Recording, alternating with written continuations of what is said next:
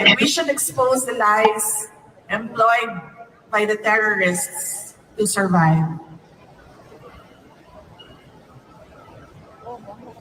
Yan ang ginagawa ni Franz Castro. Sige lang sila atake, sige sila atake. And then nag-aantay ako. Give me something concrete that I did something wrong. And then there's nothing. Wala. Pero, tuloy-tuloy pa rin yung atake nila in the hopes that yung lie, the lie that they are peddling, that I did something wrong, would take stock sa utak ng mga tao. Yan yung ginagawa nila. Kaya, naglabas na kami ng statement ngayon Nagpasalamat na kami kay Congressman Estela Jimbo, nagpasalamat na kami kay ES, nagpasalamat na kami kay Secretary Tibo, nagpasalamat na kami sa mga nagsasalita. Pero sinasabihan namin sila privately, huwag na kayo magsalita because there is no defending an attack that is meant to run paulit-ulit para in the end yung hindi totoo, maging totoo sa utak ng mga tao.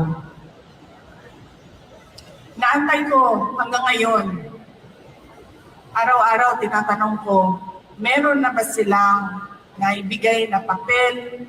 Meron na ba silang na-file na kaso? Meron na ba anything to really show na merong ginawang mali ang Office of the Vice President? Wala. Pero tuloy-tuloy pa rin sila. And then pag tinatanong sila, oh, but you took out words doon sa batas. You took out words doon sa batas and you interpret it this way. Sabi nila, huwag niyo na basahin yung 3 words dyan. Basta makinig lang kayo sa interpretation namin. Yan ang ginagawa ni Franz Castro. Ngayon. At ng buong makabayan lang. Kasi alam nila na ginagamit namin ang pera para hanapin yung connection nila sa mga NPA. Tapos sasabihin ni Franz Castro, tingnan nyo, kulang ng 2 million ang enrollment ng DepEd. Tanungin nyo si Inday Sara na saan ang 2 million na learners ng Department of Education. Kasi hanggang ngayon, kulang ang enrollment nila ikumpara natin sa number last year. Mahanap niya sa akin ang mga bata na para bang kinuha ko yung mga bata na yan kasi kung saan-saan. And take note, hindi ako yung may kaso ng kidnapping. Hindi ako yung may kaso ng human trafficking. Si Franz Castro, kinuha niya yung mga bata dyan sa Talaingod.